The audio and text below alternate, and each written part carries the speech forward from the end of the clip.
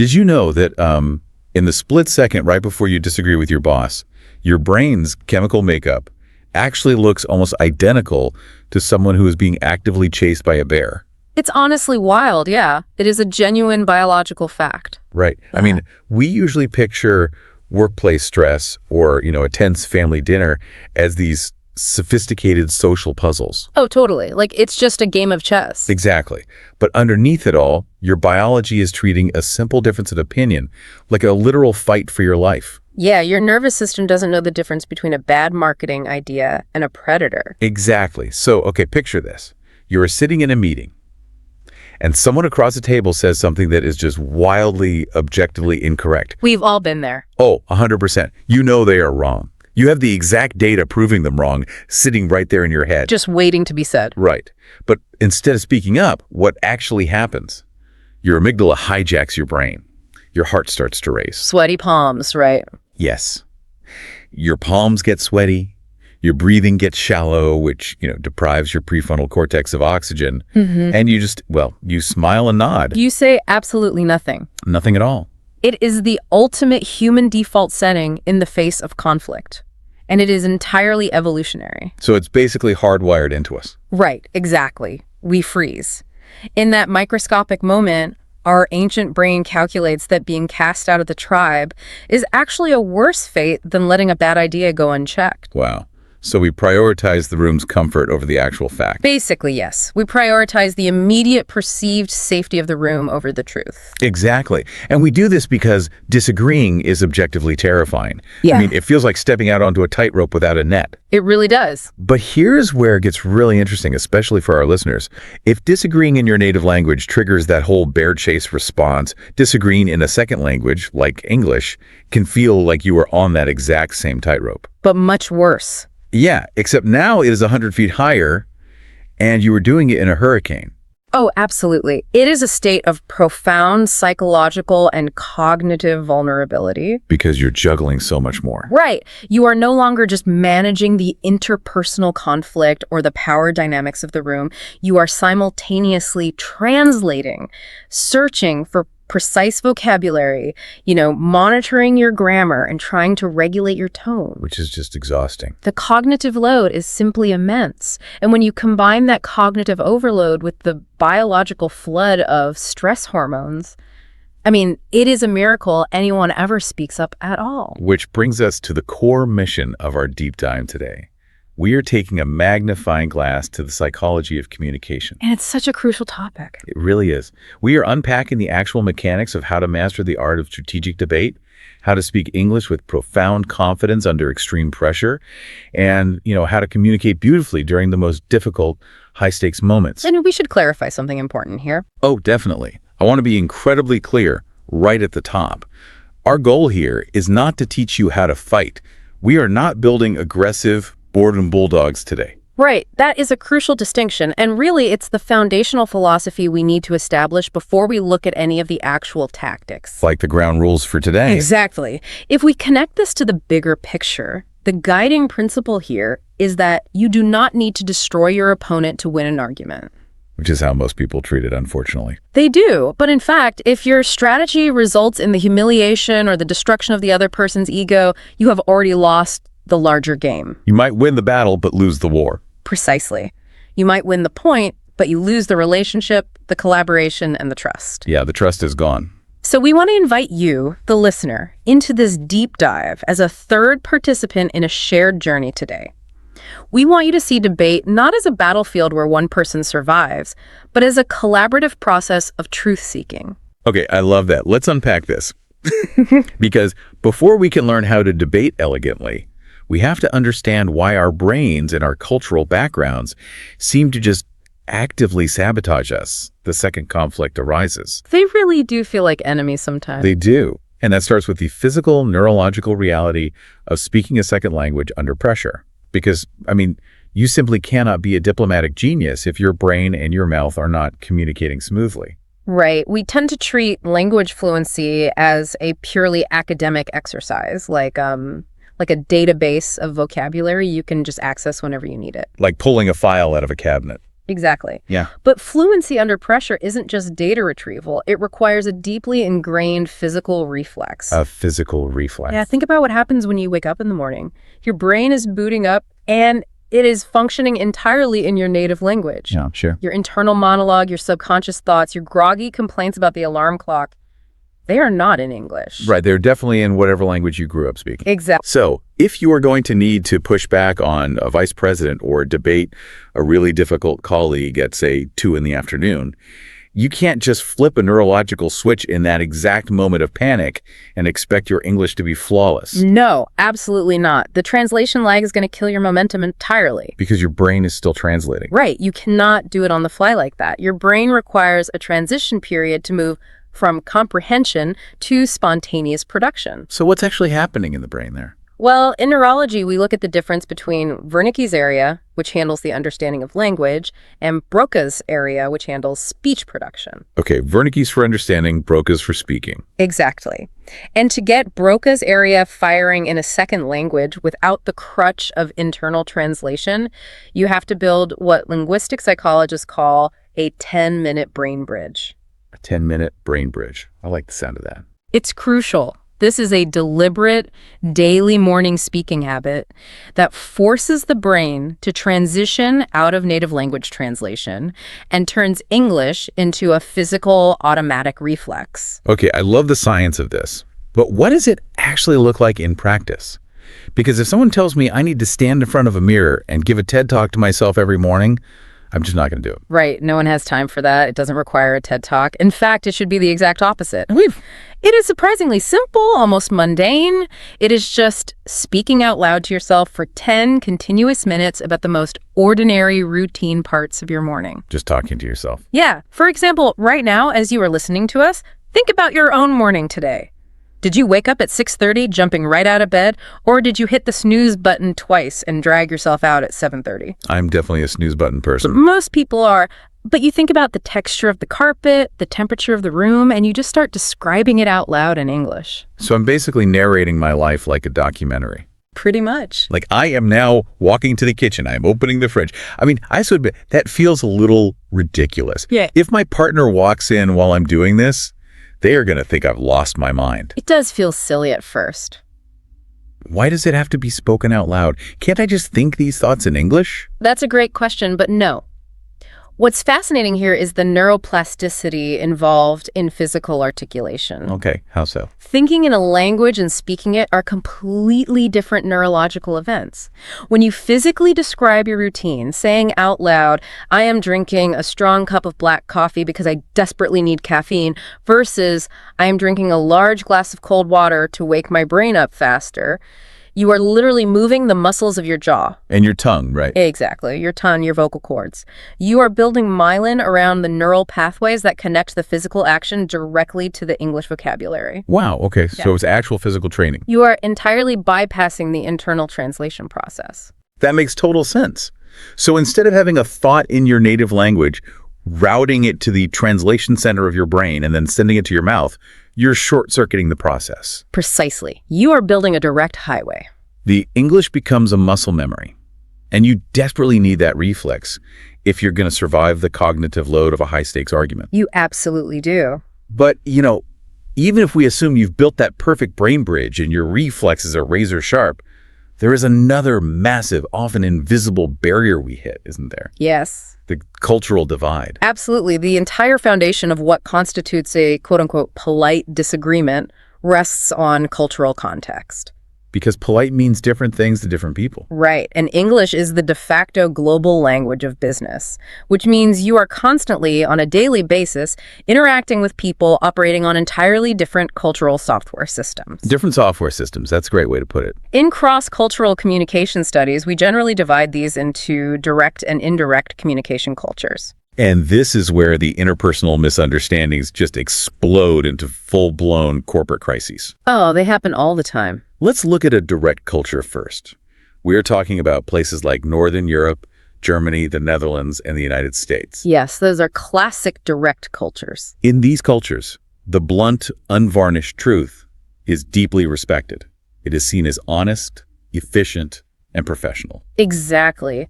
In a direct culture, If a massive project is failing, the absolute most respectful thing you can do is walk into a crowded conference room, look at the project manager and say, this project is currently failing. Just put it right out there on the table. Yes. If you try to soften it, if you beat around the bush, or if you hide the severity of the failure to protect their feelings, you aren't seen as polite. You're seen as shady. Right.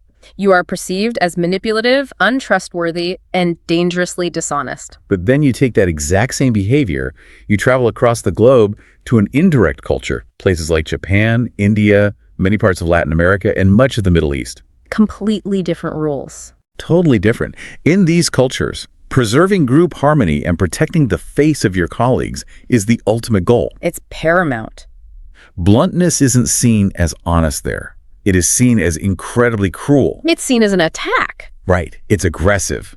It's a hallmark of poor leadership and a total lack of emotional intelligence. And this raises a highly volatile question.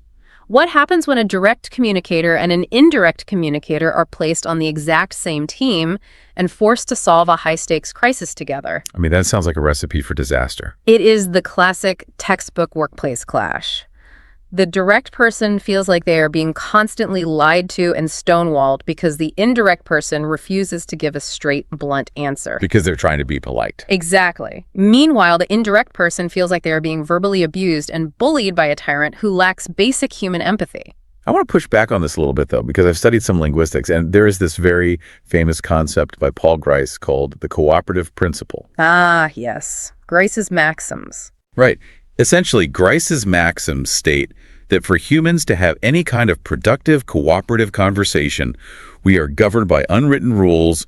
We must be truthful, we must be clear, we must be relevant, and we must be concise. That is the theory, yes. So wait, if my coworker gives a genuinely terrible, boring presentation that is going to cost us a huge client, and I am 100% truthful, clear, and concise about it being a terrible presentation, doesn't that align perfectly with cooperation? It seems like it should. Why is the truth considered uncooperative? It is a brilliant point, but you have just hit on the great paradox of Grice's cooperative principle. A paradox. Complete, unfiltered, perfectly clear truth is almost always incompatible with continued human cooperation. Oh, continued cooperation, I see. If you tell your coworker their presentation was a disaster in those exact words, you might have been truthful and clear, but you have destroyed the relationship. Yeah, they're going to hate me.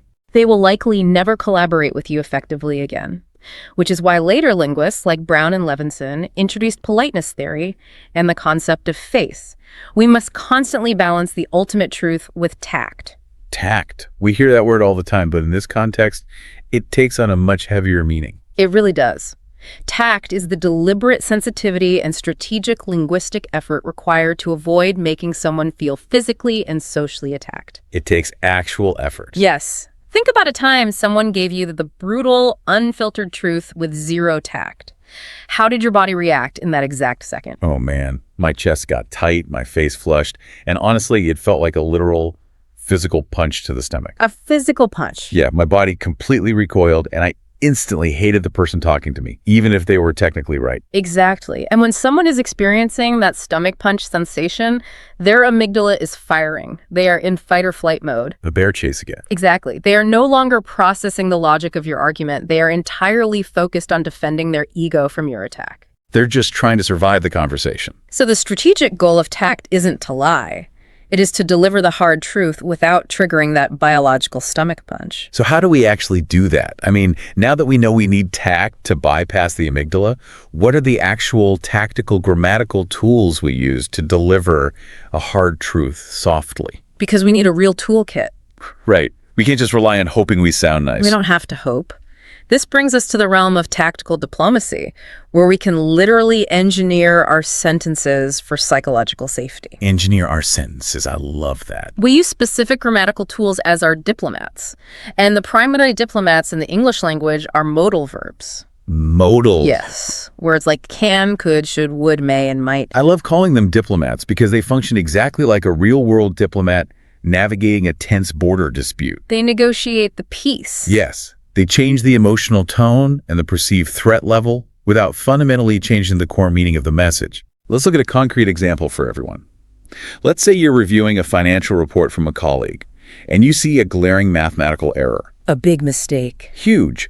The direct, unfiltered, highly efficient command is simply, check the report again. Which heavily implies a strict top-down hierarchy. Yeah, it's very bossy. Even if you are peers, that phrasing sounds like a boss giving a unilateral order to a subordinate. The person receiving that blunt command will almost certainly feel their ego flare up in defense. But if we deploy a diplomat, if we weave a modal verb into the sentence, we say, you might want to check the report again. A massive difference. The underlying meaning is exactly the same. There's an error, go fix it immediately. But the emotional temperature in the room is completely transformed. And we need to look at the exact mechanics of why that transformation happens. Let's break it down. The phrase "you might want to" deliberately respects the other person's autonomy. It rhetorically frames the correction as a suggestion or a choice rather than a demand. Giving them an out. Right. Furthermore, when you use that specific modal phrase, the pitch of your voice naturally raises slightly at the end of the sentence. Oh, that's true.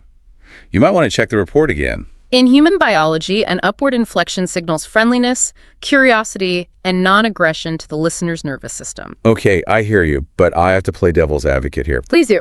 Let's say I am in a hyper-competitive, fast-paced corporate environment. If I know for a fact that the report is mathematically wrong, won't using soft, gentle phrases like might want to make me look incredibly insecure. That is a big worry for people. Or weak. Doesn't it make it sound like I don't actually know what I'm talking about and give the other person permission to just ignore me? It is a very common fear, especially among high achievers. But we need to radically reframe how we view soft language. Okay, reframe it how? Using modals is a highly strategic choice, not a surrender of your power. It is an act of conversational dominance disguised as politeness. Conversational dominance disguised as politeness. Wow. If you attack someone with blunt force, you have activated their defense mechanism. They stop processing logic and start preparing for a fight. Right. But if you soften the language, you bypass the amygdala entirely. You prevent those defense mechanisms from ever waking up. You're slipping past the guards. Precisely. You aren't being weak. You are ensuring your message actually penetrates their conscious mind. You are manipulating the delivery system so the payload actually lands. That is a brilliant way to look at it. You're smuggling the truth past their ego security guards. Exactly. So, if modals are our diplomats, we have another grammatical tool that acts like the suspension system on a car. We call them hedges. Hedges. Yeah. Hedges are words like seem, suggest, a little, or perhaps. The suspension metaphor is perfect here. Imagine you are driving a car at high speed and you hit a massive pothole. Ouch. If your car has no shock absorbers, the impact travels directly into the frame and you crack your axle. Right. And in conversation, using blunt phrases like, this data is wrong, is like hitting a brick wall at 60 miles an hour. It's a violent stop. The conversation crashes, the ego breaks, and the collaboration dies on impact. But hedges are your shock absorbers. They soften the blow. By taking that same sentence and saying, this data seems a little wrong, you turn that brick wall into an open door. Seems is the key word there. The word seems is incredibly powerful because it creates plausible deniability for both of you. It acknowledges that you might not have all the information, even if you absolutely do. Right, you know they're wrong, but you're giving them grace. And the phrase, a little, mathematically minimizes the severity of the mistake. Together, they absorb the kinetic impact of the hard truth. What I love about this is that we aren't tricking anyone. If I tell my colleague, your numbers seem a little off, they know they made a mistake. Oh, they definitely know. I know they made a mistake. We aren't fooling each other. But I am offering them a dignified, graceful way to correct it without losing face in front of the rest of the team. Which is huge for team dynamics. Exactly. I'm prioritizing their dignity over my need to be perfectly blunt. Exactly. You are maintaining the cooperative principle Grace talked about, but you are wrapping it in the politeness required to keep the relationship intact. Now, this is all fantastic theory when you're talking to a peer or a coworker or a friend. When things are level. Yeah, it's easy to be a diplomat when you are on equal footing. But let's be fiercely realistic for a second. Let's do it. All of this polite, carefully constructed diplomacy has a habit of flying straight out the window the second the person you were disagreeing with has structural power over you. It absolutely does. Disagreeing with your boss, or an intimidating senior professor, or a dominating family patriarch that is a completely different ballgame. It absolutely is, because it shifts the entire interaction from a complex social puzzle to a primal biological threat. Back to the bear.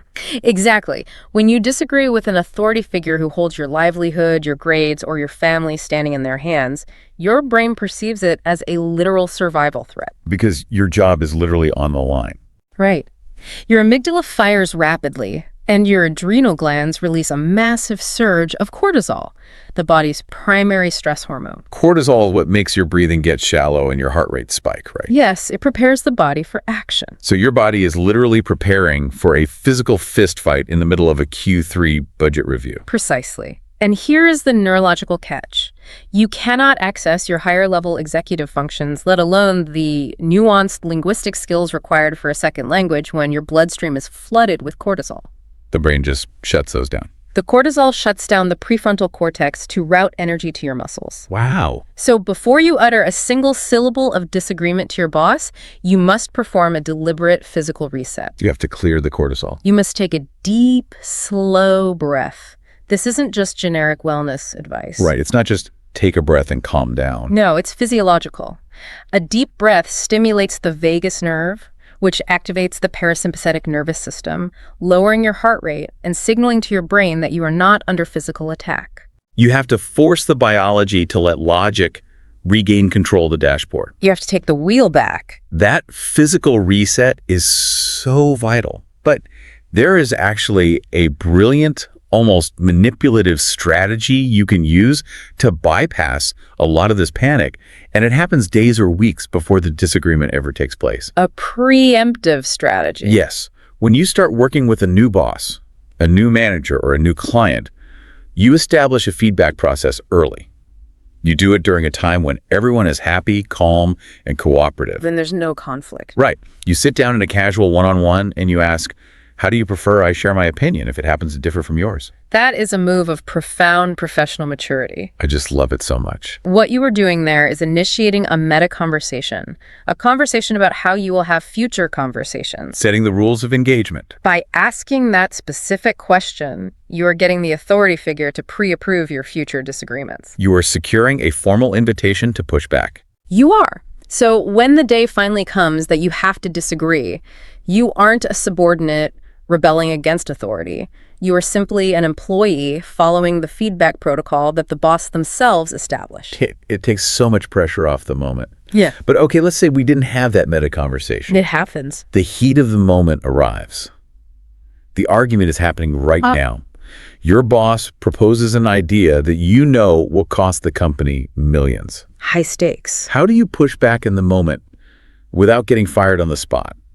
The secret weapon here, and this is my favorite concept from the research, is stripping away your adjectives. This is critical. Adjectives are describing words like foolish, naive, hasty, terrible, disastrous, or lazy. We use them all the time without thinking. Constantly. But in the context of an argument, particularly with an authority figure, adjectives function like superglue. Superglue. I love that. Walk me through that metaphor. When you use an adjective to describe a bad idea, that adjective acts as superglue, permanently binding the failure of the idea to the core identity and ego of the person who suggested it. Oh, wow. You make it impossible to separate the problem from the person. Oh, that makes perfect sense. Yeah. If your boss wants to launch a software product tomorrow and you say, launching this product right now is a hasty and foolish idea, you didn't just attack the timeline. No. You took the words hasty and foolish and superglued them to your boss's ego. Yeah. You basically just called your boss a fool. And by doing so, you have guaranteed that they will fight you, not on the merits of the software launch, but to defend their own intelligence. They have to protect their pride now. Instead, you must strip away all emotional baggage and focus entirely on neutral, unarguable facts. You dissolve the superglue. Take the adjectives out completely. You replace the adjectives with data. Instead of foolish, you say, our competitor just released a highly similar product yesterday. Waiting 3 weeks gives us a clearer picture of the market saturation. You focus relentlessly on the problem, completely untethering it from the person. Yes. But what if they still push back? What if they are just stubbornly holding on to their authority, pulling rank because they are the boss? It happens. Egos are fragile. There is a disarming phrase you can use that works almost like a psychological skeleton key. I know you'll make the final call, but here is my perspective. If we connect this to the broader theory of power dynamics, that phrase is an absolute masterpiece of de-escalation. It really works, doesn't it? It works instantly. I know you'll make the final call.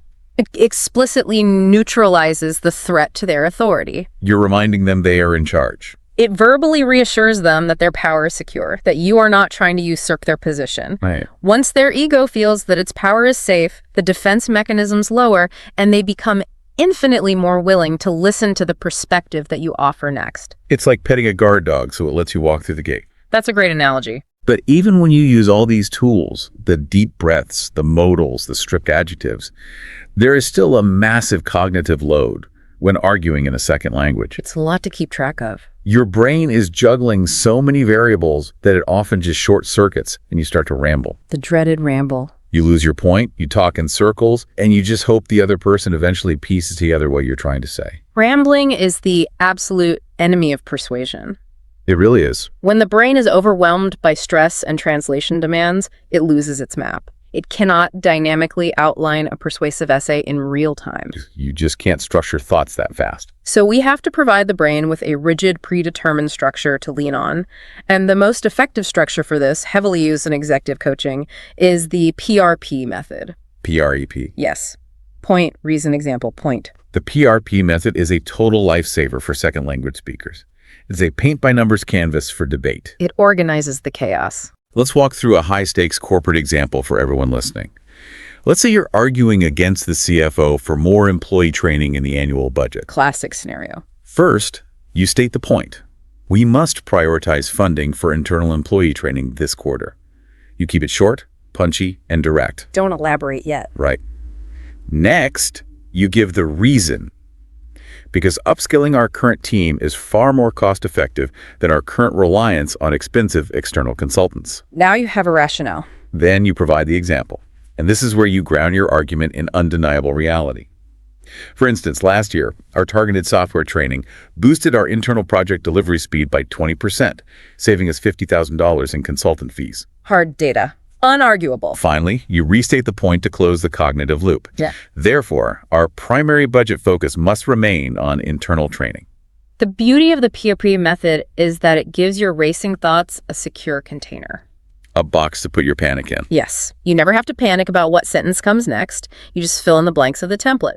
So structured. This allows you to sound incredibly articulate, measured, and structured, even when your cortisol levels are elevated and your internal monologue is panicking in another language. Okay, so let's take stock of where we are. We've controlled our physical panic, we've stripped away our superglue adjectives, and we've structured our thoughts beautifully with PRP. We are prepared. We are firmly in control of ourselves. We are ready to debate. But persuasion is inherently a two-player game. How do you actually bridge the gap and change someone else's mind? Because they have an ego too. And their ego wants to win. Exactly. This brings us to the advanced Jedi mind tricks of intellectual generosity. And the very first Jedi mind trick requires a radical shift in how you behave when you are silent. When you are silent. Yes. Most people in an argument engage in what psychologists call listening to reply. Oh, I hate when people do that. They are not actually processing the semantic meaning of what you are saying. They're just waiting for you to pause so they can launch their pre-planned counterattack. Exactly. We've all been there. You can literally see it in their eyes. They are just waiting for you to stop breathing so they can jump in. It's just a waiting game for them. But true masters of debate, the people who actually change minds, practice listening to understand. And they don't just do it internally, they prove it tactically out loud. How do they prove it? They use clarifying phrases. They say, let me make sure I've understood you correctly before I respond. That's good. Or, my absolute favorite power move, they ask the other person to elaborate. That is an interesting angle. Could you elaborate on that point? Asking an opponent to elaborate is a brilliant dual-purpose tool. First, it deeply flatters the speaker. Human beings inherently love to explain their own ideas. It makes us feel important and heard. We all love to be the expert in the room. Second, and much more importantly for your own strategy, it buys you time. It does. While they are talking and elaborating, you get to take that deep vagus nerve breath, regulate your stress hormones, and map out your PRP structure in your head. You are making them do the work while you rest and strategize. Which leads us perfectly into one of the oldest, most legendary, and most effective persuasion tools in human history, the Socratic method. Named, of course, after the classical Greek philosopher Socrates, The man himself. who famously realized that directly attacking someone's ego or telling them they are flat out wrong is a consistently failing strategy. It just makes them angry. Instead of attacking, you use a series of highly targeted, probing questions to guide the other person to organically see the flaw in their own logic. So if they present a bad idea, and I try to use the Socratic method by asking, why would you ever think such a stupid idea would work? I'm guessing that's not what Socrates had in mind. Not quite. That is just an insult disguised as a question with a question mark at the end. Fair enough. The true Socratic method requires patience and shared reality. You don't strike them. You use the momentum of their own logic to guide them gently to a realization. Like verbal judo. Exactly. Let's use a very grounded example. Let's say a highly enthusiastic colleague in a town hall meeting says, "We should ban all cars from the city center immediately to stop pollution." An extreme proposal. Very extreme. If you jump up and say, "That's a terrible idea, the local economy will collapse," they will dig their heels in and fight you to the bitter end. But if we deploy Socratic questioning, we bypass their ego entirely. We start by establishing a shared premise. Finding common ground. Right. I would ask, I totally agree pollution is an issue. Do we also agree that a healthy city needs successful local businesses to survive? They will almost certainly say yes, because it's a universal truth. Then you ask the trap question. If we ban all cars immediately, how will heavy delivery trucks reach those local restaurants and grocers with their daily supplies? Look at what you've done there. You haven't attacked them. No. You haven't called them foolish. You simply placed a logical puzzle on the table between the two of you and invited them to solve it. You let them see the problem for themselves. When a human being organically discovers a flaw in their own logic, they are infinitely more likely to change their mind and abandon the bad idea than if an adversary forcibly pointed it out to them. It's incredible how effective that is. But if we want to talk about the absolute pinnacle of intellectual generosity, we have to talk about a technique that takes immense discipline, but yields almost magical results.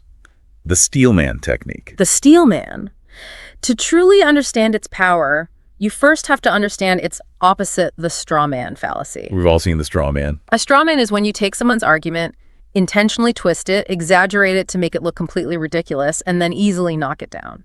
Like pretending someone said something crazy just so you could beat them in the argument. Exactly. The steelman is the exact polar opposite of that behavior. Right. It's the antidote to bad faith.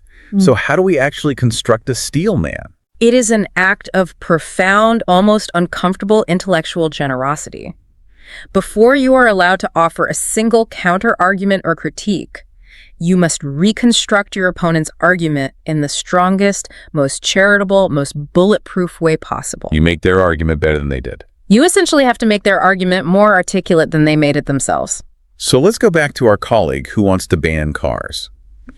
If I'm using the steelman technique, I won't mock them. No. I will look them in the eye and say, if I understand your position correctly, your strongest argument is that banning cars will reduce particulate air pollution, which could subsequently lower child asthma rates in the inner city by 40%.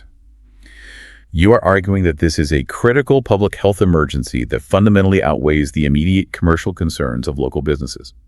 Is that a fair and accurate summary of your position? I want you to imagine being the opponent in that exact scenario. It would be shocking. You came in expecting a fight. You expected to be misunderstood and attacked, and instead this person just validated the deepest, most noble core of your argument. Your defenses would just melt. Your neurological defenses would instantly drop to zero. You would think, this person truly understands my heart. They aren't trying to trick me. Trust is established. By steelmanning, you build an unbreakable, rock-solid foundation of trust. And here is the psychological payoff. Once that deep trust is established, they become neurologically open to hearing your rebuttal.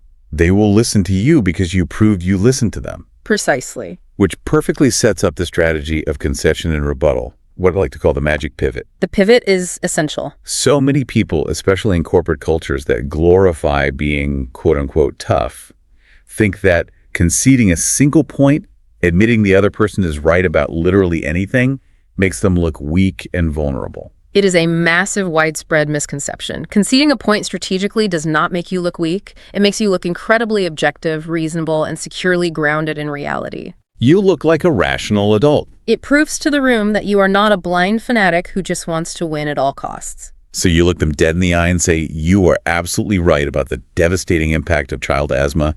You can see the truth. You validate their intelligence and their morality. And then you deploy the pivot. The magic phrase. I see your point, but. That phrase, I see your point, but, is the hinge upon which the entire debate turns. You have tactically given a few inches of ground to gain a massive amount of credibility and goodwill, which allows your subsequent counter-argument about the economic collapse of the city center to land with maximum undisputed impact. Okay, I feel incredibly empowered. We have established these beautiful, cooperative, highly generous strategies. But I have a burning question. Hit me. What happens when the person across the table is a bad faith actor? It happens more often than we'd like. What happens when you try to steelman them, but they're actively using mental tricks, manipulation, and dirty tactics to confuse the room and win at any cost?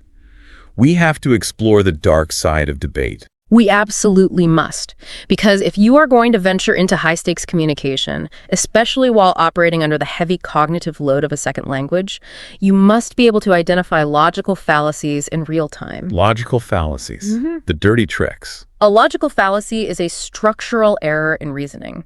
It is a magic trick of the mind.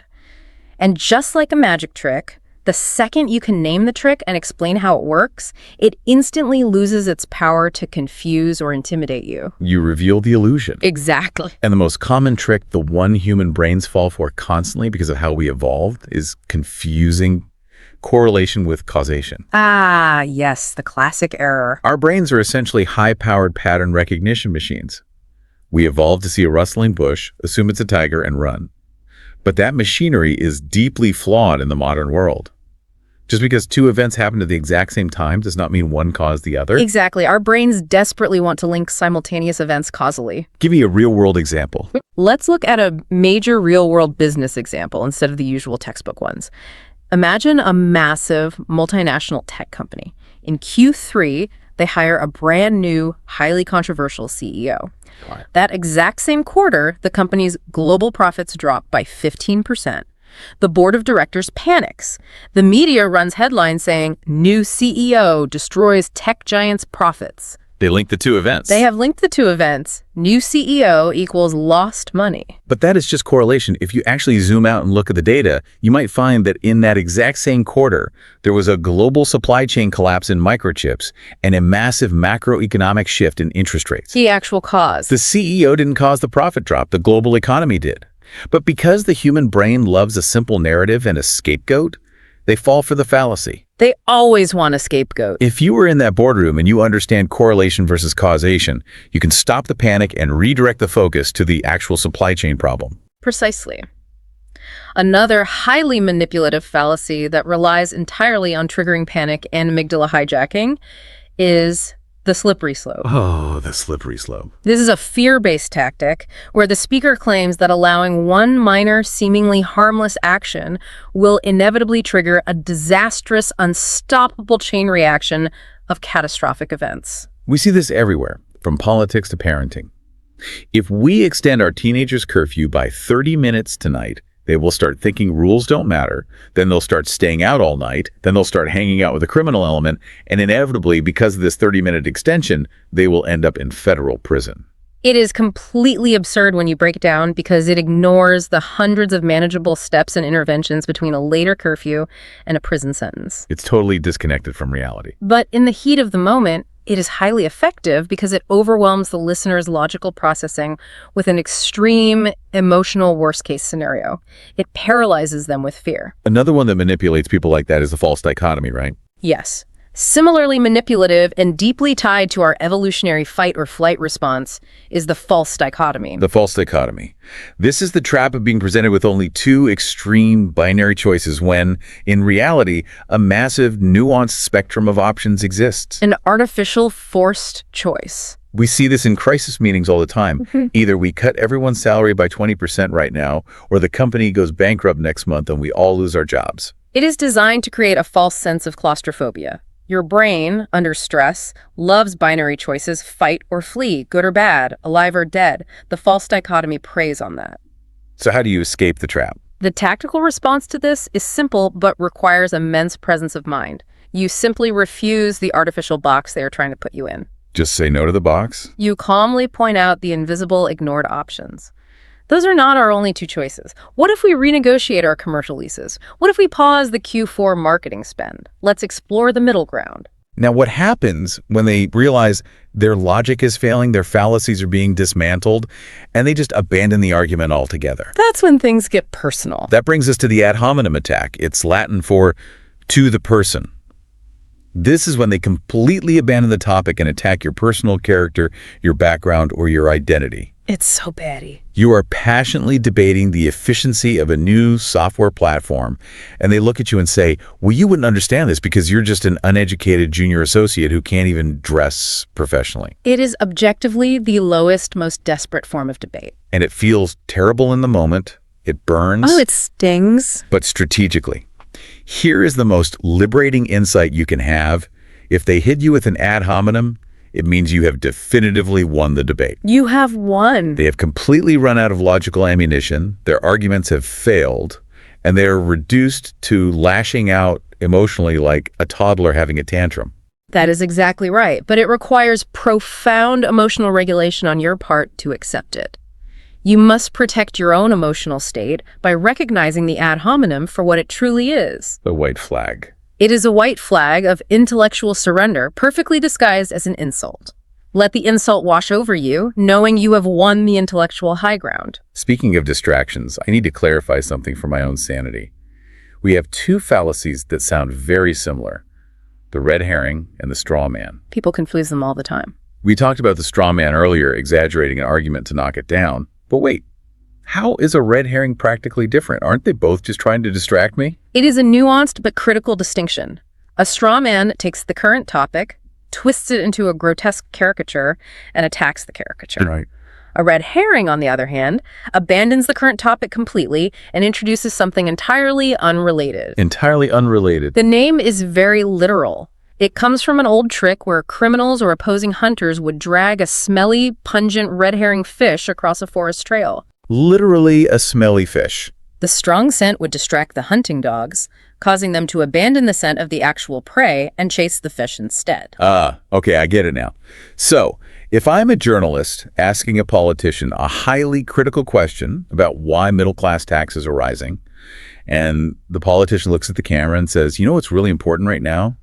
It's crucial that we support our local high school sports teams because sports build character in our youth. Classic pivot.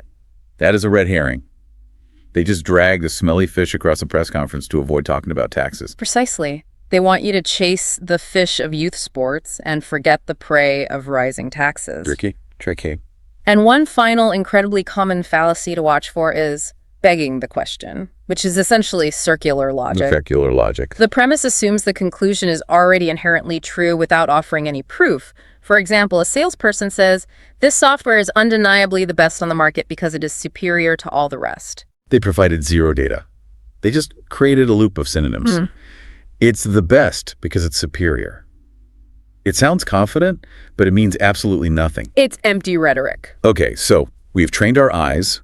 We've spotted the dirty tricks. We see the smelly fish on the floor. We hear the circular logic. We recognize the false dichotomy. We see the battlefield clearly. What is the exact surgical, tactical move we make in that precise moment to defend ourselves, shut down the fallacy, and guide the conversation back to reality?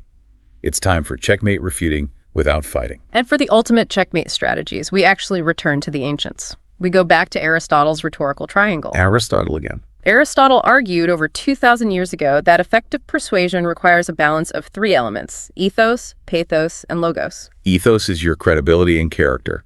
Pathos is your emotional connection to the audience. And logos is the cold, hard logic, the raw data. Exactly. When you are in a tense debate and the other person is using slippery slopes or false dichotomies, what they're actually doing is flooding the room with pathos. Pure emotion. With pure, unverified emotion, fear, and aggressively strong claims. Your checkmate move is to calmly and relentlessly demand the logos. You don't match their emotional energy. You don't start shouting back. You politely but firmly anchor the room. You say, "That is a very strong, passionate claim about our bankruptcy risks. Could you share the specific financial data you're using to back that up?" You force them to show their work. You force them to produce the numbers. If they can't, their emotional storm collapses. It deflates entirely. Another brilliant tactical move, especially against people who love to exaggerate, is the use of counterexamples. Oh, this is a great one. You know the exact type of person I'm talking about? The people who speak exclusively in absolute words. Always, never, everyone. They slam their hand on the table and say, the government should never intervene or regulate private business under any circumstances. When someone uses absolute terms like never or always, they think they sound incredibly strong. But they are actually weak. Strategically, they are making themselves incredibly vulnerable because you do not need to build a massive, complex, hour-long thesis to defeat an absolute claim. You only need to find one single crack. One single tack. One single undeniable exception shatters the entire absolute argument into pieces. So they make their grand claim. The government should never regulate business. You don't need to argue macroeconomic theory. You don't need a PowerPoint. Just one example. You just calmly ask, what about child labor laws? What about safety regulations that stop chemical factories from dumping poison into the public drinking water? Boom. The absolute is instantly shattered and nuance is forcibly dragged back into the room. It is incredibly effective. It really is. Now, how do we handle the smelly fish? What is the tactical checkmate for a red herring? You deploy the tactical, so what? The so what? But I have to give a massive warning here. This tone is everything with this tactic. If you get aggressive, cross your arms and angrily shout, so what? Yeah. You look like a defensive jerk and you lose your ethos. You look aggressive. The tone must be gentle, genuinely curious, almost naive.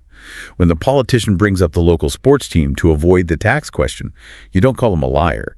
You gently lean in and ask, I completely agree that youth sports are vital for the community, but... So what does that have to do with the $5 million budget shortfall we are discussing today? You place the burden of proof back on them. You force them to build the bridge back to the original topic. If they can't, the red herring dies. Which brings us to our final and perhaps most devastating checkmate strategy. Psychologists Leonid Rosenblatt and Frank Keela coined this phenomenon in 2002. The illusion of explanatory depth. It is called shattering the illusion of explanatory depth. I am absolutely obsessed with this concept. It perfectly describes modern internet culture and corporate meetings. People love to complain in these vague, massive, abstract terms, right? Constant. They genuinely believe they understand highly complex, multi-layered issues much better than they actually do. They walk into a meeting and loudly declare, this entire marketing strategy is completely broken, the algorithms are wrong, and the whole department needs to be burned to the ground and rebuilt. When faced with that kind of sweeping, aggressive criticism, your biological instinct is to argue back, to fiercely defend your strategy and your team. Fight back against the bear. But the masterful checkmate tactic is to do the exact opposite. You simply lean in, validate their concern, and give them the floor entirely. You invite them to speak more. You say, that is a very serious concern and I want to hear you out. How exactly would your new algorithmic strategy work in practice? Please walk me through the step-by-step implementation. It's exactly like someone loudly bragging at a dinner party that they know how to rebuild a car engine and telling you your mechanic is an idiot. The perfect analogy? The best response isn't to argue automotive theory with them. It's to quietly walk them out to the driveway, pop the hood of the car, hand them a socket wrench, and say, show me. Call their bluff without yelling. The very second you hand them the wrench, they freeze. Putting the responsibility of granular specifics directly onto the complainer instantly diffuses their vague, loud anger. They suddenly realize they don't actually know the steps. You haven't fired a single aggressive shot. You haven't raised your voice. But you have completely and utterly dismantled their unearned confidence. You let the depth of their own ignorance defeat them. And just like that, looking back at everything we've covered, we have built a massive, impenetrable toolkit today. Let's do a quick, sweeping review of what we've unpacked for our listeners. We covered a lot of ground. We started with the sheer biological reality of speaking a second language under stress, exploring how to control that cortisol flood, and the absolute necessity of that 10-minute morning speaking habit to build myelin and neuroplasticity in Broca's area.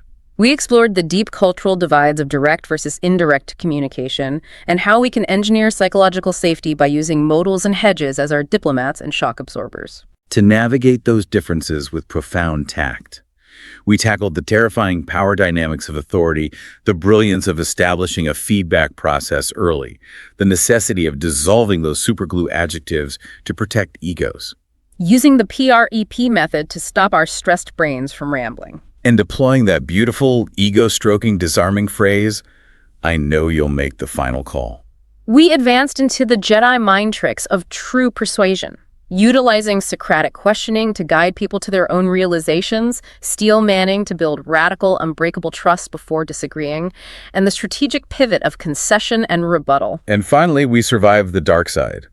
We learned to spot the mental magic tricks, correlation versus causation, slippery slopes, false dichotomies, the desperation of ad hominems, and the smelly fish of red herrings. And we learned to dismantle them gently with single crack counterexamples, demanding logos to calm the pathos, and handing them the conversational wrench to shatter the illusion of explanatory depth. This brings our deep dive to a philosophical close.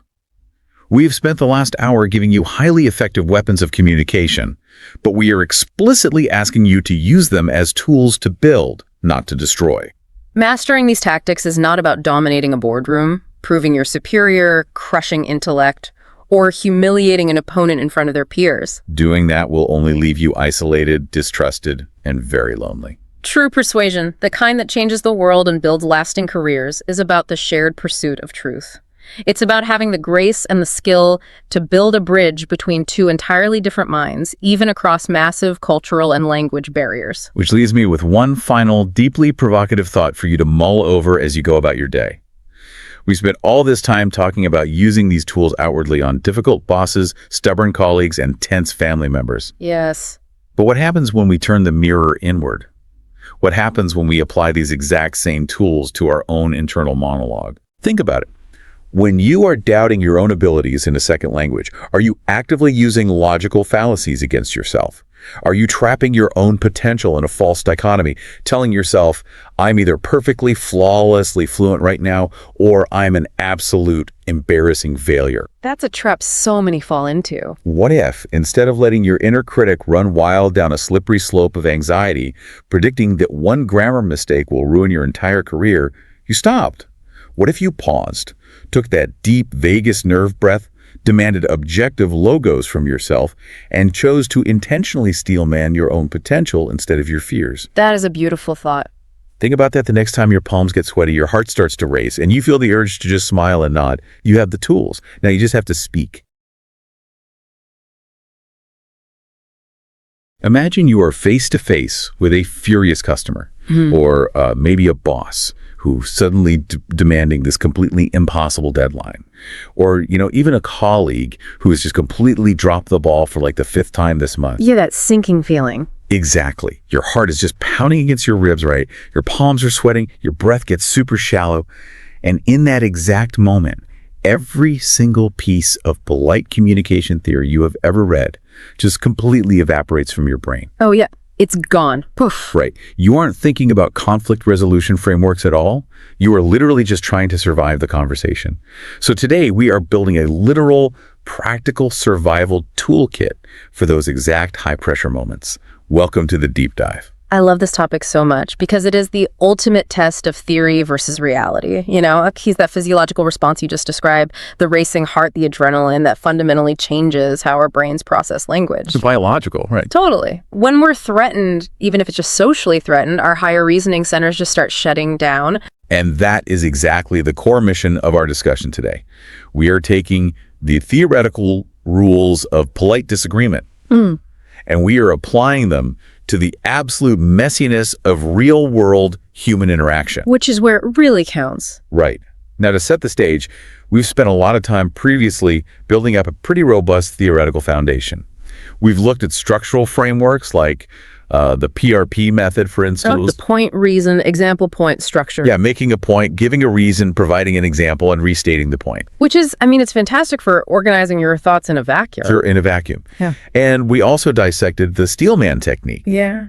Which requires you to argue your opponent's side of a disagreement even more effectively than they can. Yeah. Right, like before you're even allowed to dismantle their argument. Yes, that one is so powerful. I always found the steelman technique fascinating, just because of the cognitive empathy it requires from you.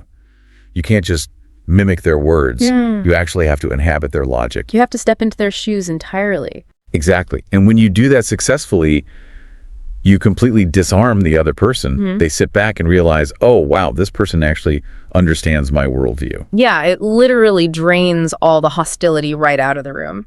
And alongside that, we've also explored the nuances of softening our vocabulary to avoid triggering those defensive responses. Oh, and spotting logical fallacies before they completely derail a negotiation.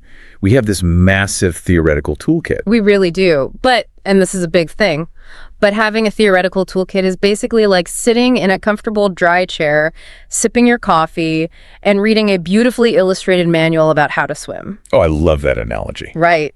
Like the theory of buoyancy makes perfect logical sense on paper, you know? You cup your hands to catch the water, you keep your legs straight, you kick from the hips, turn your head to breathe. It's all so logical. No. So rational. Yet none of that helps you the very first time you actually step off a diving board. Precisely. You hit the freezing cold water, your body experiences absolute shock, and the manual is just gone. You are just thrashing around trying not to drown. It's just pure panic. Exactly. So today is about what you do when you hit the cold water. We are going to explore 3 of the most challenging professional battlegrounds you will ever face. The really tough ones. Yeah. But before we get into the heavy combat, there is a fascinating preparatory exercise we need to discuss from the sources. It's a literal warm-up for your nervous system. Oh, yes. This is honestly one of my absolute favorite practical techniques because it actively bridges the gap between your internal mind and the external world. It's a 10-minute morning speaking habit specifically designed as a brain-to-mouth warm-up. Okay, let's put the listener on the spot right now. I'm going to ask you, the person listening to this right now, a direct question. And I want you to actually answer it out loud wherever you happen to be. Or just think it. Right. Ready? Here's the question. What is one small thing you are looking forward to today? Just take 3 seconds. Actually use your vocal cords. Describe it out loud. Seriously. Don't just visualize it. Speak the actual words into the room. It could be as simple as looking forward to a specific cup of dark roast coffee at 3 p.m. Or maybe just taking your dog for a walk in the quiet part of the neighborhood this evening. It's just a really small, low-stakes moment of peace. Okay, so hopefully you did that. Now why? But the underlying neurology of why you need to do this out loud is incredibly revealing. Because when we are just thinking to ourselves, our thoughts are highly abstract. They aren't really formed right. Exactly. They're fragmented, they're nonlinear, and they're moving at lightning speed. We actually don't think in complete grammatically correct sentences inside our own heads. Right. I'm guessing it's because the brain doesn't need to translate concepts for itself. It just intuitively grasps the raw data. That's a perfect way to frame it. But the physical act of vocalizing requires an entirely different neurological pathway. You have to actively recruit Broca's area to formulate the language. The speech center. Right. And then you have to engage your motor cortex to physically move your diaphragm, your larynx, your tongue, your lips to actually produce the sound. It's a whole mechanical process. Yeah. It really is. So by speaking a simple positive thought out loud in a low-stakes environment like your kitchen, you are effectively booting up your verbal operating system. Oh, I see. You're getting the software and the hardware to sync up before the system is actually under load. Yes, perfectly said. You are reminding your brain and your vocal cords how to collaborate smoothly. Because think about it, if the very first complex sentence you speak all day is delivered during a high-stakes conflict with a furious client, your verbal engine is basically running cold. Exactly. And that is exactly when you stumble or you use the wrong tone or you just let adrenaline dictate your vocabulary. So assuming our listeners have spoken their small joy out loud, the verbal engine is warm, which means we are totally ready to dive into the first difficult scenario. Let's do it. And this one is uniquely painful because it actually involves someone you like and respect. Let's look at the colleague trap. I know. Navigating that incredibly messy intersection of workplace friendship and professional accountability. Oh man, the stakes here are so dual-natured because you have to solve a mechanical business problem without accidentally detonating a social relationship. Exactly. Let's construct the scenario from the text. You work really closely with a colleague. Let's call him Mark. Mark. You and Mark are great together. You joke around before meetings. You know all about his kids. He brings donuts on Fridays. He is genuinely a good guy. A solid work friend. Right. However, Mark is consistently late submitting his portion of the data for this shared weekly report you both do. Ah, the bottleneck. Yeah, and this isn't just a pet peeve. His delay creates a very real cascading failure for you. Because he gives you his files 2 days late, you are basically forced to work through your lunch break, scramble to format the data, and stay late at the office just to meet the executive deadline. He's burning you out. Exactly. Mark's poor time management is actively stealing your free time. And human nature usually dictates one of two catastrophic responses to this exact pressure. The first one is silent martyrdom. Which so many of us do. Oh, all the time. You value the friendship so much that you say absolutely nothing. You just absorb the extra work, you quietly sacrifice your evenings, and you just let this massive toxic reservoir of resentment build up in your head. Which is completely unsustainable. Because eventually that resentment just leaks out. You start giving Mark short, clipped answers. You know you roll your eyes when he talks in meetings. Yep. And Mark, being oblivious, just thinks you're randomly turning into a jerk. Right. So what's the second response? The second response is the boiling point explosion. You endure it for 6 months straight, and then one Tuesday at 4:50 p.m. when he happily hands you the late files, you just snap. You launch a full confrontation. Exactly. Let's actually analyze the anatomy of that explosion because I feel like it is full of traps that we all fall into. The typical confrontation sounds something like this. Look, Mark, you have to start getting your reports in on time. You were always late, and it's making my life impossible. I had to stay here until 8 p.m. last night because of you. It's incredibly unprofessional. Ugh. Yeah, if we put that statement under a microscope, we can see exactly why it guarantees a disastrous outcome. Let's start with the absolute vocabulary you used. You used the word always. You are always late. I mean, it's hyperbole, right? Born of pure frustration. Sure, but the human brain does not process it as emotional hyperbole. It processes it as a factual claim that must immediately be audited. The brain is essentially a pattern recognition machine. So it's looking for errors. Right. When you tell Mark he is always late, his brain instinctively freezes the main argument and searches its memory banks for an anomaly to disprove your absolute rule. Oh, wow. I can see that happening in real time. Mark isn't hearing my lateness is hurting my friend. He's thinking, wait a minute, I submitted the Q2 analytics report a day early last November. Exactly. And the very moment he finds that one single exception, he feels entirely justified in dismissing your entire grievance. He pushes back factually on the word always, and suddenly you two are arguing about the timeline of the Q2 analytics report from last November. You've literally given him an accidental escape hatch from accountability. You handed it right to him. Okay, so absolutes like always or never are a trap. But there's a much more dangerous word in that explosion. Unprofessional. I want to really dig into this because throwing that word around feels like a fatal error in any workplace conflict. Oh, it is the ultimate ad hominem attack in the corporate world. Think about it. When you tell someone their process is flawed, you are attacking a mechanism. But when you call them unprofessional, you are attacking their core identity. You are actively threatening their status within the tribe. And from an evolutionary biology standpoint, a threat to your standing in the tribe is a literal threat to your actual survival. Like if the tribe casts you out, you die. Exactly. So the brain doesn't treat your unprofessional as a casual critique. The amygdala registers it as a lethal threat and triggers a massive fight or flight response. The adrenaline dumps. Right. Right. That is the biological reality of an ad hominem attack. Mark is no longer capable of rational self-reflection. His entire nervous system is dedicated to defending his ego. So he fights back. Instantly. He will counterattack to restore his status. He'll yell back something like, "You have no idea what my workload is like. The VP has me on 3 special projects." So he casts himself as the overworked victim. And you are now the unreasonable aggressor. The friendship is completely fractured, and guess what? Your report is still going to be late next week. Wow. So that approach is a total failure. Yeah. We clearly need a systematic alternative. But I'm going to be completely honest with you here. When I look at the source's recommended alternative strategy for this scenario, I have some serious doubts. Oh, let's hear them. Well, the strategy suggests that the absolute best way to open this difficult conversation is actually with praise.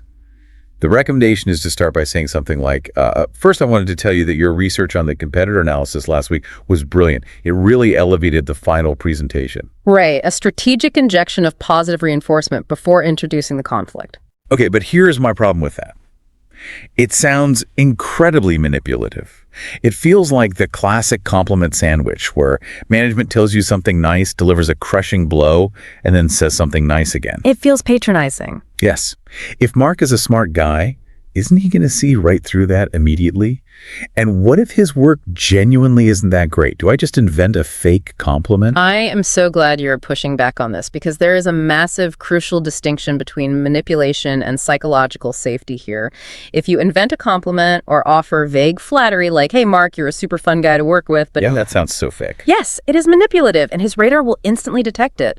The praise must be fiercely genuine and highly specific. Okay, define the difference for me between vague flattery and specific praise in this exact context. Vague flattery is about his personality. Specific praise is about his actual professional output. Like saying your research on the competitor analysis elevated the presentation. You are pointing to a tangible, objective piece of reality. I see. But why is that even necessary at all? Like, why can't we just be adults and get straight to the point? Because of that fight or flight biology we just discussed. If you approach a Mark with a problem entirely out of the blue, his brain defaults to assuming his total status is under attack. By opening with genuine, specific praise, you are actively building a runway of psychological safety. So it's a signal. Exactly. You are transmitting a very clear subtext that says, I see you as a highly valuable, competent contributor to this team. Your overall status here is secure. Oh man, that makes perfect sense. You are preemptively disarming the amygdala. You are reassuring his survival instinct so that his higher reasoning centers can actually stay online to hear the feedback. Yes. You establish a baseline of real goodwill. Now, the transition from that praise to the actual problem is where the linguistic precision really matters. You have to remove all accusations completely and replace them with incredibly boring neutral facts. Boring is the goal. Boring is incredibly safe. Instead of the hot accusation you were always late, you use a highly clinical observation. Like, I noticed that on the last couple of weekly reports, I received the data files a day or two after our target date. A day or two after our target date. Wow. It sounds like an observation a machine would make. It is completely devoid of any moral judgment. Right, and because there is no moral judgment attached, there is nothing for Mark to defend against. You haven't called him lazy. You haven't called him unprofessional. You just stated a chronological reality. Then you immediately follow that up with an I statement that highlights the unseen consequences. Okay, the phrase from the text is, when that happens, it puts my part of the workflow under a lot of pressure. Let's dissect the locus of control here.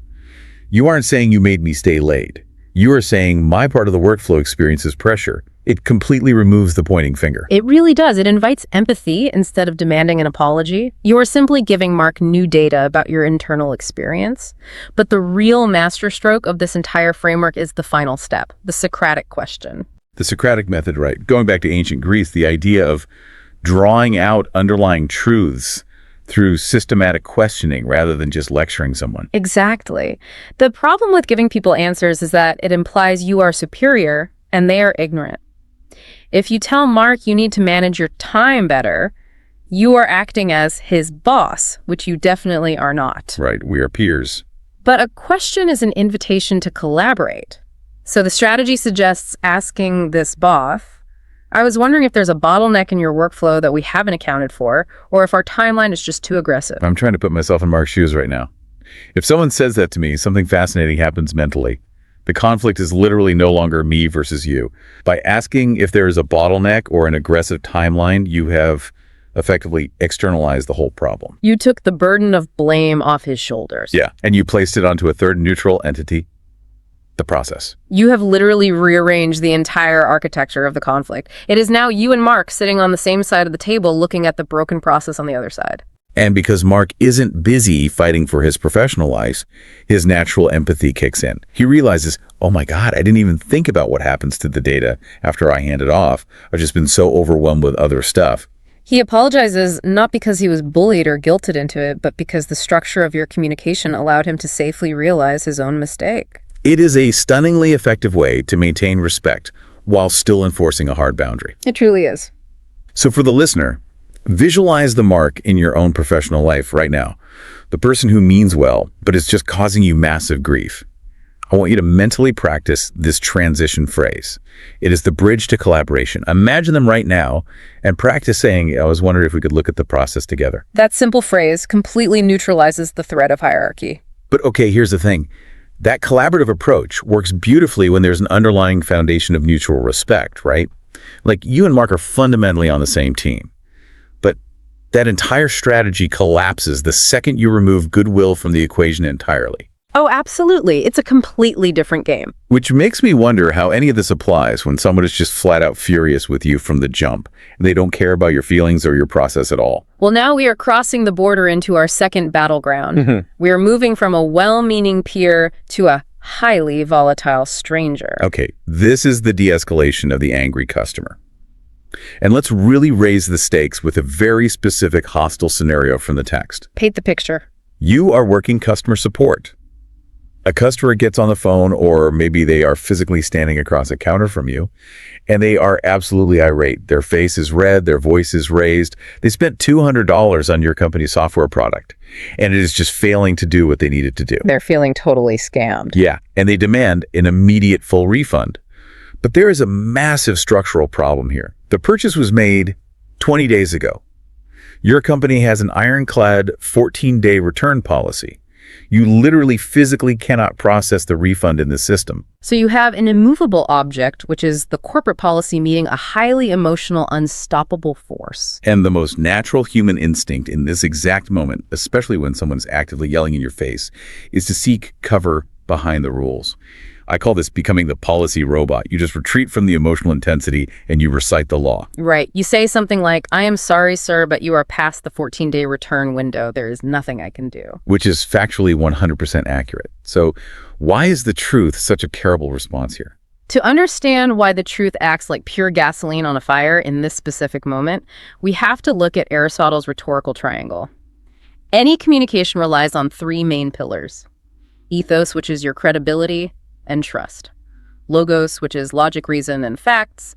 And pathos, which is raw, visceral emotion. Okay, so map that triangle onto our screaming customer. Well, the screaming customer is operating 100% in the realm of pathos. They are entirely overwhelmed by feelings of betrayal, frustration, and the real psychological pain of wasting their hard-earned money.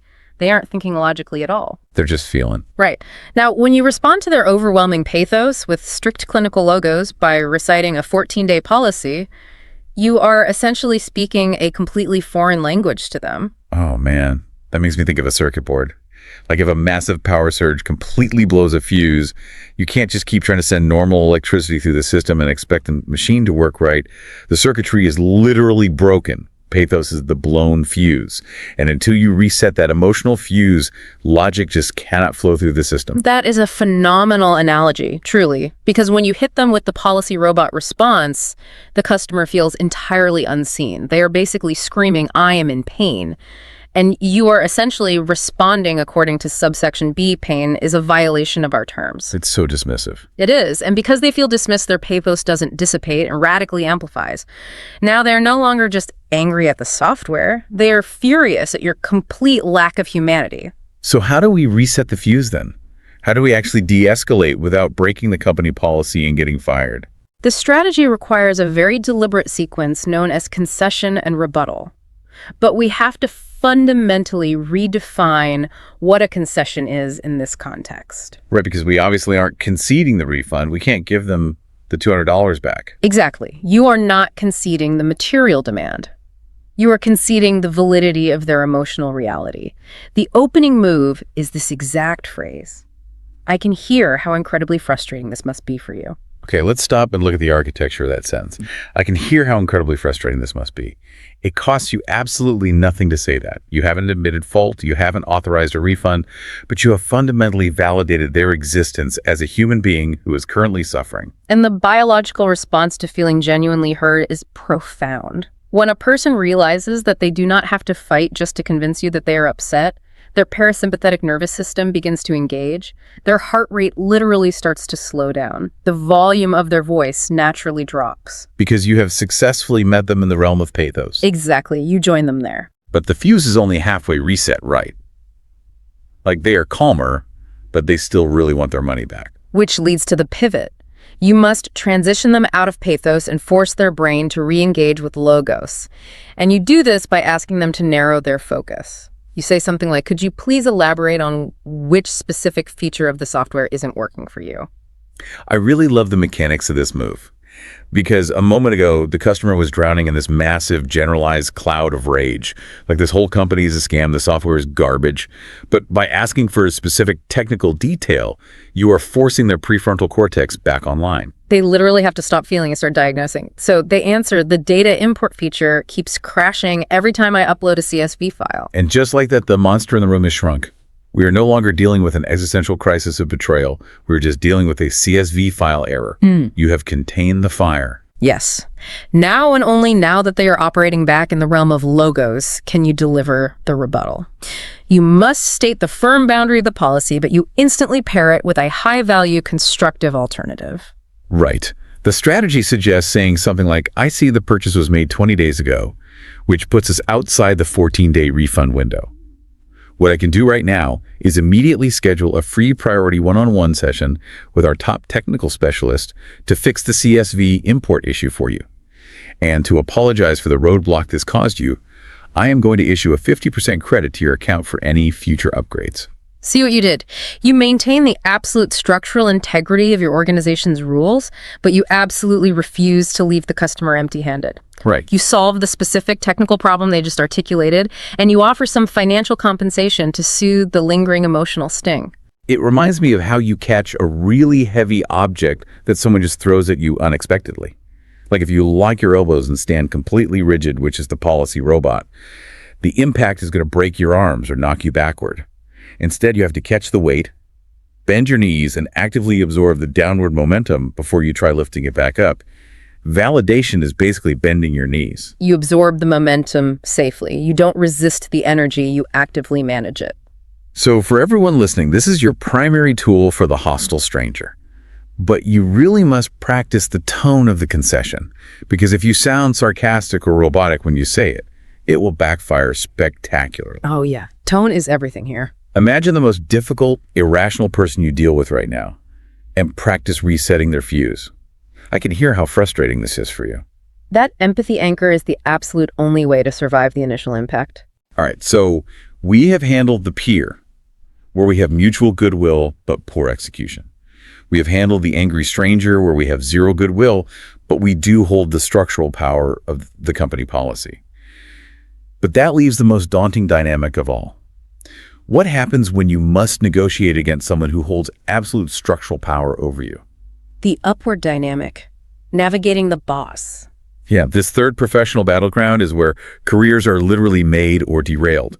We are looking at moving from subjective clashes to objective criteria. And this scenario is particularly dangerous because it usually occurs right after a perceived victory, when your guard is totally down. Let's outline the trap. You are managing a major product launch. The timeline is rushed, the prototype is super buggy, and you know in your bones that if you launch next week, it will be an absolute disaster. You're walking into a buzzsaw. Right. So you meticulously gather your data, you walk into your boss's office, and you do the hardest thing in corporate life. You tell your boss they need to stop and delay the launch. You present your case, and miraculously, they actually agree. The boss says, okay, I hear you. We need to hold off. Which is amazing, right? You feel this massive wave of relief wash over you. But before you can even stand up to leave the office, the boss looks at you and asks the inevitable follow-up question. So if we aren't launching next week, for how long do we delay? And in a fraction of a second, your polite, successful disagreement has just evolved into a high-stakes, rapid-fire negotiation. And this is exactly where highly intelligent professionals just panic and fall straight into the trap of the arbitrary number. I've done this. I have totally done this. The boss asks how long the silence just stretches out. Your anxiety completely spikes, and you feel this immense pressure to sound decisive and in control. So you just grab a time frame out of thin air that feels relatively safe to you. You blurt out, we need to wait at least 3 months. It sounds firm. It sounds like you are leading. But strategically, it is catastrophic. But why? I mean, I gave an answer. We objectively need time to fix the bugs. Because you have instantly created a brand new, purely ego-driven conflict. Think about the psychology of a leader.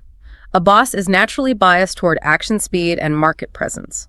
When you declare 3 months, the boss's immediate internal reaction is, why 3? Why not 2? Why not 6 weeks? You have given them an arbitrary target to shoot at. Exactly. You are no longer debating the readiness of the actual product or the safety of the launch. You are just haggling over the number 3. It becomes a battle of pure subjectivities. It is your cautious subjective opinion versus your boss's aggressive subjective need for speed. And when the battle is simply your opinion versus the boss's opinion, the person with the highest salary wins. Every time. They will just say 3 months is way too long. You have 1 month. Make it work. And you are right back where you started, facing a completely doomed timeline. Exactly. So to avoid the arbitrary number trap, we have to entirely change the currency of the negotiation. We start with a technique called the shared interest strategy. Instead of answering the question, how long, with a number, you answer it with a philosophy. Give me an example. You say something like, I think our shared goal here is to have the most successful, bug-free, and profitable launch possible, not just the fastest one. I am so fascinated by the upward management psychology happening here. Because when you are the subordinate pushing back on a timeline, the absolute deepest fear the boss has is that you are just a roadblock. That you're slowing them down. Right? That you lack urgency, or even worse, that you are actively obstructing their vision. By explicitly articulating the shared interest of profitable, successful launch, you execute this critical linguistic shift. You recalibrate the physical space of the relationship. Yes, you are mentally moving from sitting across the desk in opposition to pulling up a chair and sitting next to them looking at the same map. You are reassuring them, hey, we are marching toward the exact same destination. I am not fighting your vision. I am actively trying to protect it. It is the ultimate alignment tool. But as you pointed out, you still haven't actually answered their core question. They still need to know when the launch is happening. And this is where we deploy the most sophisticated tactic in our entire toolkit. You completely abandon the concept of time. This blew my mind when I first encountered this strategy. You just stop talking about dates, weeks, and months entirely. You replace time with conditions. Okay, so the strategy suggests framing it exactly like this. Instead of picking a random new date, what if we agree on the specific conditions that must be met before we launch? For example, we hold the launch until 2 objective things happen in the real world. Number 1, we have completed a full secondary focus group on the revised prototype. And number 2, our main competitor releases their first quarter sales figures, so we actually know what market we are stepping into. Let's really look at the mechanics of principled negotiation happening right here. Because the foundational rule of complex negotiation is to separate the people from the problem. By pivoting from an arbitrary date, like 3 months, to objective conditions like a focus group and a competitor's public data, you completely remove human ego from the equation. It's honestly brilliant. Because if the boss argues against 3 months, they're arguing against you. But if they argue against waiting for the competitor's data, they are arguing against market reality. You are no longer fighting the boss at all. You and the boss are now united, collectively waiting for external data-driven events to materialize. You're on the same team again. Yes. And you elevate your own status from a subordinate complaining at a stressful timeline to a strategic partner actively managing corporate risk. I am totally on board with the objective conditions. That makes perfect sense. But I have to push back pretty heavily on the final step of this strategy. Okay, let's hear it. Because the framework suggests that after you outline these conditions, you don't just stop talking. You are supposed to offer the boss options. The script looks like this. We can either wait for both of those conditions to be met, or if you feel we absolutely must act sooner to capture market share, we could launch a much smaller, limited feature version in a test market next month. What are your thoughts on those 2 paths? Right, providing strategic options. Here's my problem. Isn't giving the boss the steering wheel incredibly dangerous here? Like, if I fundamentally believe that launching anything right now is a terrible idea, why on earth would I offer them a test market option? What if they choose the test market fails, and I'm the one who suggested it? Aren't you just giving them explicit permission to make a bad decision? It is a totally valid fear. It really is. But we have to look deeper into the psychology of leadership and the fundamental nature of authority. Why do people in power often reject really good ideas? Usually because it wasn't their idea in the first place. Precisely. Leaders have this deeply ingrained, almost physiological need for control. It is a prerequisite for their position. If you walk in and present a rigid list of demands, like we must wait for condition A and condition B, end of discussion, even if your logic is absolutely flawless, the boss's authority is inherently threatened. They feel dictated to by a subordinate. Exactly.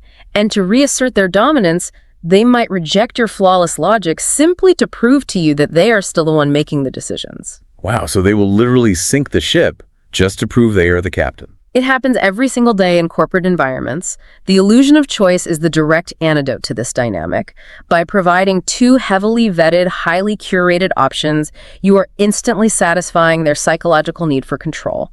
You are handing the final decision-making power right back to them. I see. You aren't just giving them choices, you are curating the menu. Exactly, and look at the menu you actually curated.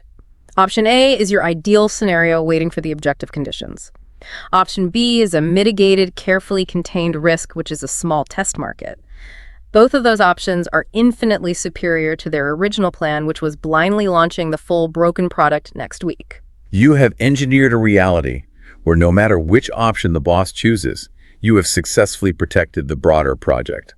Like if the test market fails, the damage is completely isolated and you get the data you need to fix it anyway.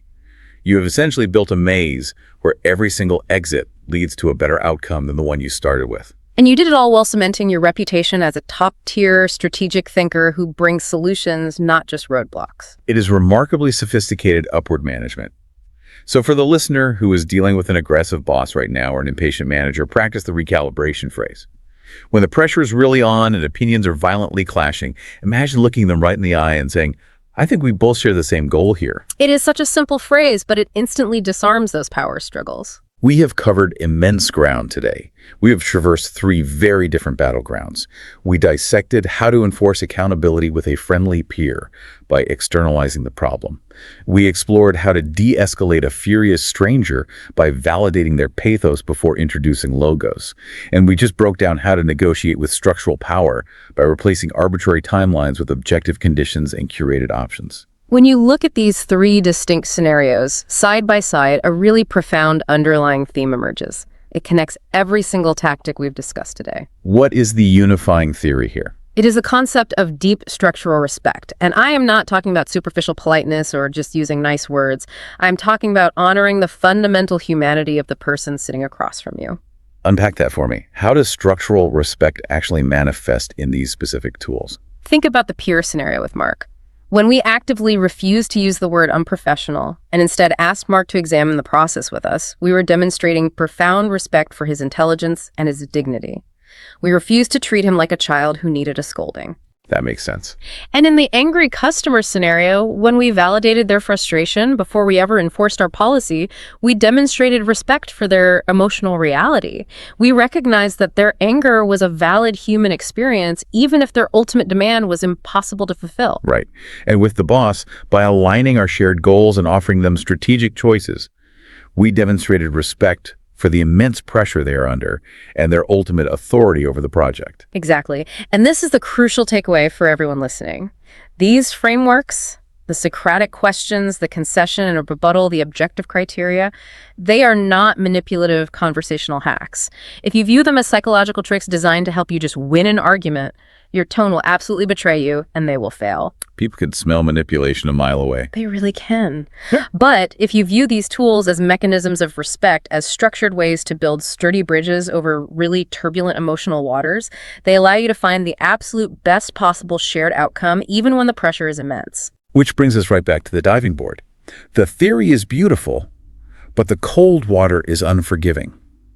If you want these tools to actually be available to you when your amygdala is screaming and your heart rate is hitting 120 beats per minute, you have to do the work. You have to deliberately build the muscle memory. And that is your homework for today. I am actively challenging you to pick just one of the 3 scenarios we covered today that most closely mirrors a real-life situation you are currently avoiding. We all have one. Everyone has at least one. The colleague who is dropping the ball. The client who is constantly furious, or the boss who is pushing an entirely unreasonable agenda. I want you to picture their face. Visualize the actual room you will be standing in when it happens. And you must practice the dialogue out loud. You have to use your vocal cords. Do the brain-to-mouth warm-up we talked about, and then speak the transition phrases into the empty room. Physically form the words with your mouth. Because physical auditory practice is the absolute only way to turn this abstract theory into an automatic reflex. It's essential. It is how you ensure that when the cold water finally hits you, you don't panic. You just start swimming. It is literally the difference between just hoping a conversation goes well and engineering it to succeed.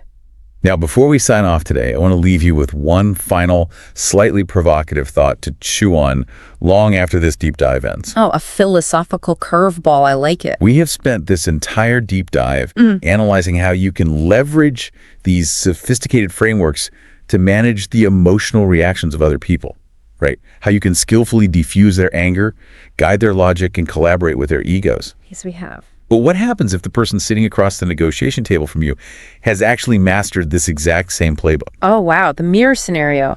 That is fascinating. Think about the implications of that. What if you walk into your boss's office to use objective conditions and your boss immediately responds by deploying a perfectly executed concession and rebuttal? If both of you are hyper-aware of the mechanics, like if both of you are consciously utilizing Socratic questions, strategically validating each other's pathos, and meticulously identifying shared interests, what is the nature of that interaction? It really forces you to question the line between structure and authenticity. Exactly. Does the conversation suddenly feel hollow and staged, like two robots playing a highly calculated game of verbal chess? Or, because both of you are actively working to bypass ego and reduce defensive friction, does it actually unlock a completely new elevated level of human cooperation? Like a frictionless utopia of problem solving that we, in our normally messy reactive defensive world, simply never get to experience. That is wild. Does mastering the absolute mechanics of communication make us less authentic, or does it finally give us the tools to be effectively beautifully human? It's a profound question to ponder the next time you find yourself standing on the edge of the diving board, looking down at the deep end and feeling your heart start to race. Thank you so much for joining us on this exploration today, for jumping in and getting wet. Keep practicing the uncomfortable conversations, and we will see you on the next deep dive.